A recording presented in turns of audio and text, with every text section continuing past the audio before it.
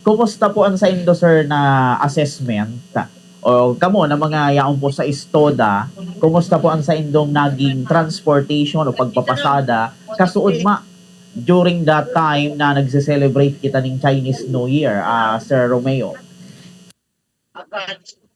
Bali po sa Muya sir sa Estuda, naging magayon po si dalagan po kang kang paglaog kang Chinese New Year po si mga pasahero halos sige lang po ning sarakay dahil si Pip may maduman po sa mga kanya-kanya nilang padudumanan. Kaya naging maayos po si Samuya pong biyahe. Alright, opo. Mayo man kita sir nanutaran na itong tipong mga nag-violate na mga tricycle driver. Mayo man kitang napabareta sir na mga durugang ning pamasahe sa mga pasahero, mga arong kayan, mga insidente, Sir Romeo. Ay sa Muya po sa Estuda po sir, mayo man po kaming digdiyan naging nagkaigwang reklamo na nagbayular ng mga dagdag pamasahe, mga overcharging na po yan na bigapon. Mayo man po kaming na na ka-encounter po na aron kayan sir. Opo. Ngunyan sir na si Mana nagdugang na naman ang presyuhan kang produktong petrolyo. Kumusta ang nindo dyan sir, ang naging pacing nindo digdi na nagdugang na naman ang presyuhan kang produktong petrolyo? Paano ang naging paagi nindo dyan? Ano ang reaksyon nindo dyan sir, Sir Romeo? Yeah.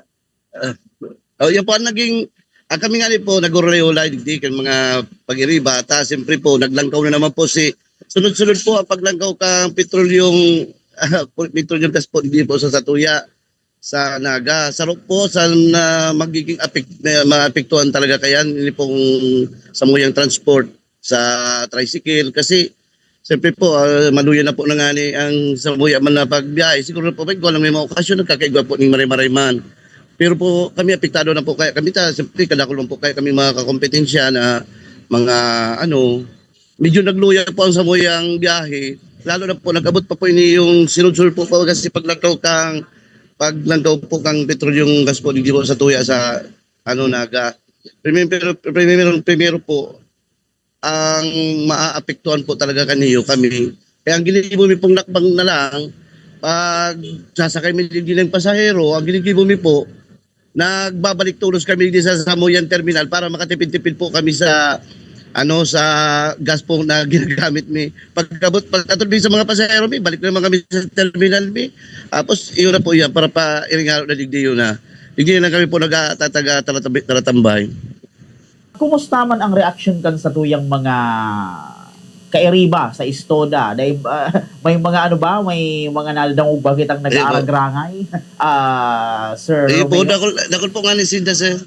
Dakol po Sinda nagreklamo dahil palangkaw dapo ang pagtaas na ikang samantala po maluya man ang mga pasahero. Okay na sige po Sindang grup. Sa Muya po kaya kung sakali pag nagdiri-diretso pa po ini, siyempre magkakaigwa po kami yung meeting po sa federasyon na siyempre maghahagad na naman kami kanining panibagong taripa sa bayad sa sa tricycle sa pamasahe. Siyempre po siyempre alang kao na ang hinahagad nindang panong gasolina. Alright. Opo, yun. Talagang dakula ang epekto kani sa tuya, Sir Romeo. Ngunyan, sir, nagkaigwa, may plano ba kamo sir na na halimbawa magtauning surat kay Mayor Lenny na dugangan man ang pamasahe kan mga pasahero sa tuya po ng mga tricycle driver? Igwa ba kitang mga planong araw kayan, Sir Romeo? Bali po sir, ulay-ulayan naman po sa federasyon bilang pinabot naman po nga ni Serin manunungod po digdiyo sa baka po kami talaga magtauning surat kay Ma'am Lenny na maghagad po ning karagdagan pong pamasahe sa pasahero pero na inibig-isip-isip po gari siyempre ang maapektuhan talaga primero ang mga pasahero na naman apektado naman sila sa pamasahe. May mga akikitang nagkakarasi, ano, kaya Alright, yun. O sige, sir, palibasa kulang na kita sa oras.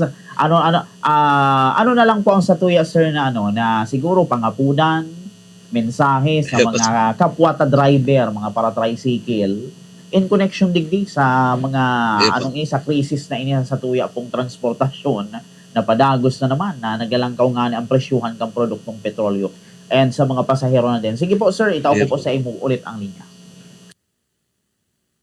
po nga ni sir. Sige po. Bali po, nangangapunan ako sa Samuya po mga pag-iriba sa transport, tricycle driver, na inot po ito nga ning hugot na tabang kang pigagad na kan PSO, PNP na sa pagpapasakay po ng pasahero na nag-excess passenger, tapos nag-overcharging. Yan po ang sa pinaka-problema na sana dahil po kita magparagi po kayan, yan po bawal yan. Manunod naman po naman sa mga naglalangkaw na pamasahe yan. Ano ang tala lang ni kay po magtios ginata.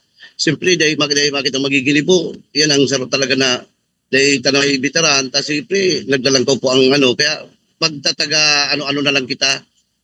Sabi nga ni kaya para makatipid kita sa gasolina. Mag-arap lang kamo sa muya. Ang ginigibo mo pag abot ning pagkali milig sa pila, balik tulos kami sa pila para tipid ang samuya ang gasolina. O yan lang po, sir, Liadap, ang mapapaabot ko po sa imo, sir.